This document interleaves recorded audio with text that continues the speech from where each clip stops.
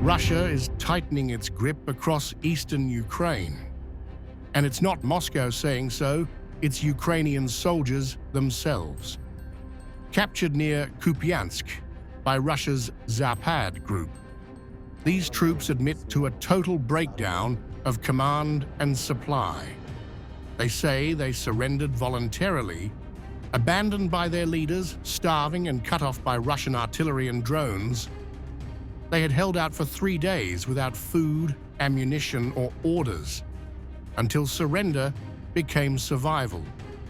Their words expose a deeper war, not just of guns, but of narratives, where Kyiv's speeches and the soldiers' truth no longer align. We came to you ourselves, we decided to, because the command abandoned us. We were left here on our own. We already had no food, no ammunition.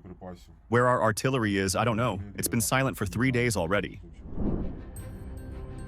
As these soldiers describe silence, starvation, and surrender, Ukraine's president speaks a very different language, one of courage, strength, and progress.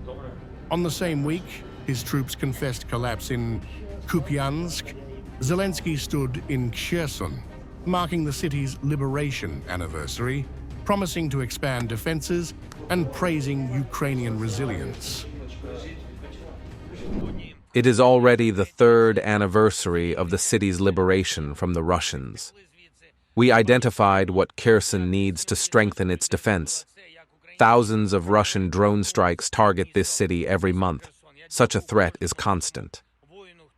I have instructed our unmanned systems forces, Magyar's birds, and other units to expand the defense capabilities here. But the words from Kherson and the voices from Kupyansk tell 2 different stories. One of patriotic triumph, the other of a battlefield unraveling.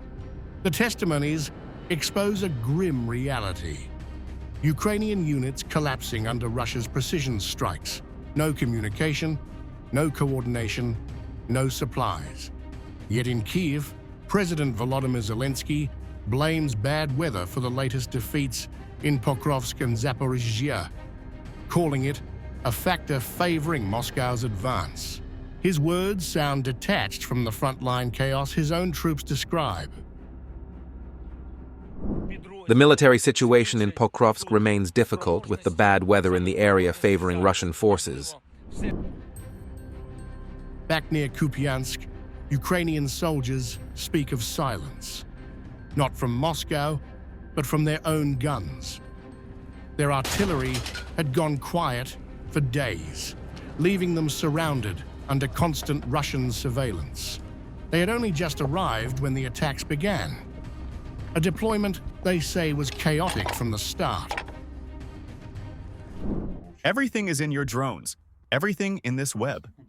Our task was to hold the position and dig in.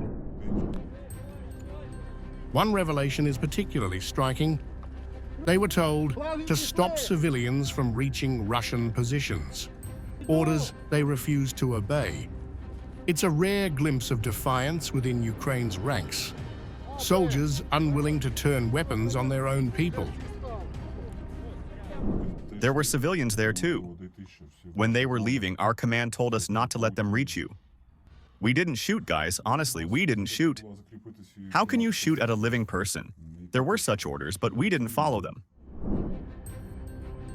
Evgeny Kiptelyi's ordeal, hundreds of kilometers away in Krasnoarmysk, another Ukrainian serviceman, Evgeny Kiptelyi, tells a similar story. One that starts with coercion and ends in surrender. He says he was seized by recruiters at a bus stop, told he'd be safe in the rear, and sent straight to the front within 2 weeks. I was standing at the bus stop waiting for the bus. A vehicle from the military recruitment office drove up. They came, took me for data verification. They told me, "You'll be sitting in the rear. Everything will be fine for you." They lied. 2 weeks later, I ended up at the front line.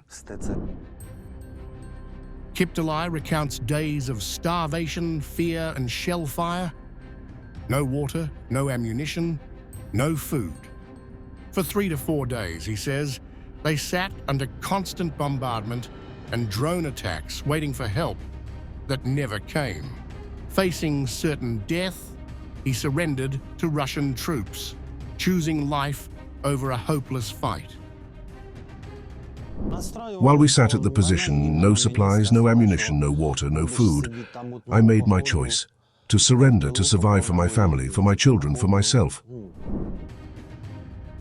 During his retreat, Kiptelyi says he stepped on a petal mine and suffered a severe leg injury. He claims Russian soldiers carried him off the battlefield, gave him first aid, and saved his life. A moment that contradicts Kyiv's repeated allegations of prisoner mistreatment. I blew up. My leg was torn apart. And then Russian soldiers provided me with first medical aid. They dragged me, helped me get to a safe place to save my life.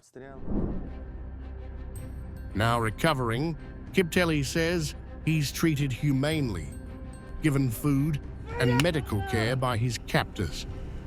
His words, along with those of the Kupyansk soldiers, paint a picture Kyiv refuses to confront, of exhaustion, abandonment, and collapse. They treat me very well. They feed me, give me food. The attitude is good. Kyiv's rhetoric, so is soldiers' reality. Even as Zelensky tours Kherson hospitals and speaks of courage, his own commander-in-chief, Alexander Syrsky, concedes Russian assaults are intensifying across Donetsk and Zaporizhzhia. From Kupyansk to Pokrovsk, the message is unmistakable. Russian dominance, Ukrainian disarray, soldiers surrendering, commanders absent, and a president blaming the weather. All signs of a leadership losing its grip. For Ukraine, this may be the war's most dangerous front, not in trenches or skies, but in the story it tells itself.